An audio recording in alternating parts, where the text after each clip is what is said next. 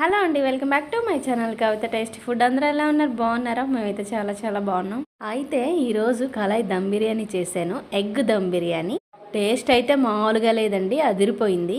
ఈ ఎగ్ దమ్ బిర్యానీకి chicken mutton అస్సలు పనికిరాదు. నిజంగా అంత టేస్ట్ ఉంది. పక్కా ట్రై చేయాల్సిన రెసిపీ అండి ఇది. నిజంగా చెప్తున్నా, చాలా అంటే చాలా బాగుంది. మనం ఇంకా చికెను మటను ఏది అసలు గుర్తుకు రాదు. ఇది తింటుంటే అంత టేస్టీగా ఉంది. ప్రాసెస్లోకి వచ్చేద్దాం. ముందుగా 2 పెద్ద ఆనియన్స్ గోల్డెన్ బ్రౌన్ వచ్చేంత వరకు వేయించుకోవాలి. నిలువుగా కట్ చేసుకోవాలన్నమాట. అదే ఆయిల్లోనే ఎగ్స్ కూడా ఫ్రై చేసుకొని పక్కన పెట్టుకోవాలి. బిర్యానీ చేసుకోవడానికి కళాయి పెట్టుకొని ఒక పెద్ద ఉల్లిపాయ అది కూడా నిలువుగా కట్ చేసుకొని బిర్యానీ మసాలాలు యాడ్ చేసుకోవాలి.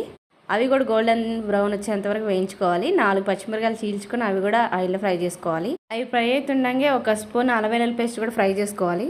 పచ్చివాసన పోయేంత వరకు ఫ్రై చేసుకోవాలండి. తర్వాత కొంచెం కరివేపాకు, కొత్తిమీర, పుదీనా వేసుకొని ఫ్రై చేసుకోవాలి. అది కూడా ఆయిల్లో ఫ్రై అయితే మంచి స్మెల్ వస్తుంది, చాలా బాగుంటుంది. ఇది ఫ్రై అవుతుండగా టమాటో ప్యూర్ వేసుకోవాలి. నేను ఇక్కడ 3 పెద్ద సైజు టమాటోలు అయితే మిక్సీ పట్టుకొని వేసుకున్నాను.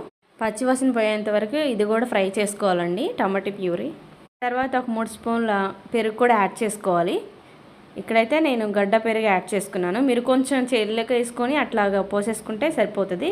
ఇప్పుడు ఇది కూడా పచ్చివాసన పోయేంత వరకు ఒక 2 మినిట్స్ మగ్గించుకొని ఒక స్పూన్ కారము, అలాగే బిర్యానీ పొడి, అట్లాగే ఇంకా ధనియాల పొడి కొద్దిగా యాడ్ చేసుకొని మొత్తం ఫ్రై చేసుకోవాలి. ఒక 2 మినిట్స్ ఫ్రై చేసుకోవాలి. తర్వాత ఎగ్స్ కూడా వేసుకోవాలి. ఎగ్స్ చేసిన తర్వాత ఒక 2 మినిట్స్ గ్రేవీలో అయితే కొంచెం సాల్ట్ వేసుకొని మగ్గించుకోవాలి.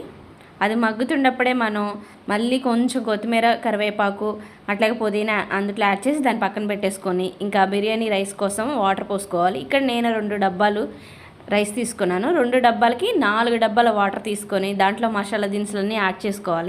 అది ఒక 2 మినిట్స్ మరిగించుకోవాలండి. అది మరుగుతున్నప్పుడు మనం కొంచెం నిమ్మకాయ కూడా వేసుకోవాలి. అప్పుడే రైస్ అనేది పొడి పొడిగా వస్తుంది.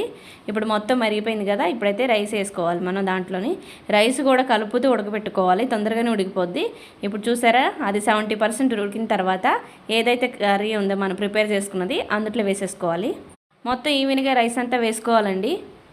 వేసుకున్న తర్వాత ఫ్రైడ్ ఆనియన్స్, అలాగే మళ్ళీ పుదీనా, కొత్తిమీర, కరివేపాకు, అలాగే రైస్ ఉడకపెట్టిన వాటర్ కొంచెం వేసేసి ఒక 5 మినిట్స్ దమ్ములో పెట్టుకోవాలి. నెయ్యి వేసేసి సూపర్గా ఉంది. చూసారా, అదిరిపోయింది. టేస్ట్ అయితే నిజం చెప్తున్నాను, ఎవరైనా ట్రై చేయండి, చాలా బాగుంటుంది. అసలు ఇది తింటే చికెన్ మళ్ళీ మటన్ ఏమి గుర్తురాదు, అంత బాగుంది టేస్ట్ అయితే. ఫస్ట్ టైం నేను ట్రై చేస్తాను, చాలా బాగా వచ్చింది. కళాయి దమ్ బిర్యానీ, ఎగ్ దమ్ బిర్యానీ సూపర్గా కుదిరిందనమాట. ప్లీజ్ కొత్త వాళ్ళు ఎవరంటే సబ్స్క్రైబ్ చేసుకుని లైక్ చేయండి. బాయ్ ఫ్రెండ్స్, మరో కొత్త వీడియోతో మేము ముందుకు వస్తాను.